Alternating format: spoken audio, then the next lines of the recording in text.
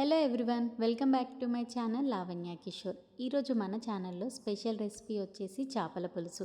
అది నా స్టైల్లో ఎలా చేస్తాను అనేది చూపిస్తాను. వీడియో అయితే స్కిప్ చేయకుండా ఎండ్ వరకు చూడండి. సో ఫస్ట్ అయితే ఒక ప్లేట్లోకి నీట్గా కడిగి పెట్టుకున్న చేపలను తీసుకోవాలి. నేను ఇక్కడ 1 kg చేపలను తీసుకుంటున్నాను అనమాట. నెక్స్ట్ ఇందులోకి ఉప్పు, కారం, పసుపు, అల్లం వెల్లుల్లి పేస్ట్ వేసి మంచిగా మిక్స్ చేసుకొని ప్రతి ఒక్క పీస్కి బాగా పట్టించుకొని ఒక 15 మినిట్స్ వరకు అలా సైడ్కి పెట్టేసేయాలి. నేను చేసే ప్రాసెస్ కనుక కరెక్ట్గా అబ్జర్వ్ చేసి అసలు ఇప్పటి వరకు చేపల పులుసు చేయని వాళ్ళు కూడా ఫస్ట్ టైంలోనే చాలా పర్ఫెక్ట్గా చేయొచ్చు. నెక్స్ట్ స్టవ్ మీద ఒక కడాయి పెట్టుకొని అందులోకి 3 పావుల ఆయిల్ యాడ్ చేసుకొని ఆయిల్ బాగా హీట్ అయిన తర్వాత ఆనియన్స్ యాడ్ చేసుకోవాలి. నేను ఇక్కడ 1/2 కప్పు వరకు గ్రైండ్ చేసుకున్న ఆనియన్ పేస్ట్ అండ్ కట్ చేసుకున్న ఆనియన్స్ యూస్ చేస్తున్నాను. ఎందుకంటే ఫస్ట్ టైం చేసే వాళ్ళకి ఆనియన్ పేస్ట్ డైరెక్ట్ యూస్ చేసినప్పుడు అది కరెక్ట్గా మగ్గిందా లేదా అనేది అర్థం కాదనమాట. అందుకనే నేను కట్ చేసుకున్న ఆనియన్స్ కూడా యూస్ చేస్తున్నాను. నెక్స్ట్ ఇందులోకి అల్లం వెల్లుల్లి పేస్ట్, పసుపు వేసుకొని అల్లం పచ్చివాసన పోయేంత వరకు ఉడికించుకోవాలి. ఆ తర్వాత 1 కప్పు టొమాటో ప్యూరీని, పచ్చిమిర్చిని యాడ్ చేసుకోవాలి.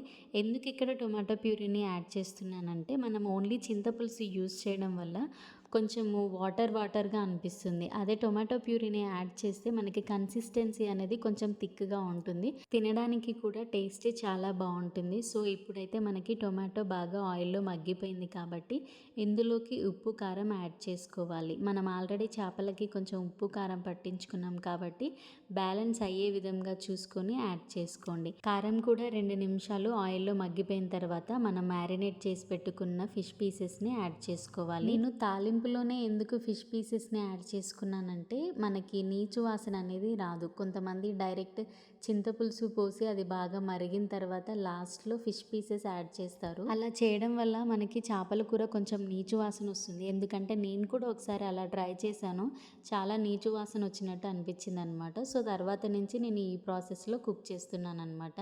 మీరు కూడా నేను చేసే విధంగానే చేస్తారా? అలా అయితే కామెంట్ బాక్స్లో కామెంట్ చేయండి. నెక్స్ట్ మనకి ఇక్కడ పీసెస్ ఒక సైడ్ 2 మినిట్స్ కుక్ చేసుకున్నాం కాబట్టి టర్న్ చేసుకొని నెక్స్ట్ సైడ్ కూడా ఒక 2 మినిట్స్ కుక్ చేసుకోవాలి. నెక్స్ట్ ఇందులోకి చింతపులుసుని యాడ్ చేసుకుందాము. నేను ఇక్కడ చిన్న నిమ్మకాయ సైజ్ అంతా చింతపండుని తీసుకొని ఆ పులుసుని ఇందులోకి యాడ్ చేస్తున్నాను. పులుపుకి తగ్గట్టు ఒక 2 కప్పుల వాటర్ కూడా యాడ్ చేస్తున్నాను. మనము వన్స్ చింతపులుసు కర్రీలోకి యాడ్ చేసిన తర్వాత అసలు గెరిట అనేది యూజ్ చేయొద్దు. 2 సైడ్స్ క్లాత్స్తో పట్టుకొని అటు ఇటు షేక్ చేస్తూ ఉండాలన్నమాట. అస్సలు గెరిట మాత్రం యూజ్ చేయమాకండి. ఇప్పుడు 15 మినిట్స్ వరకు మనం ఫ్లేమ్ మీడియంలో పెట్టుకొని కుక్ చేసుకోవాలి.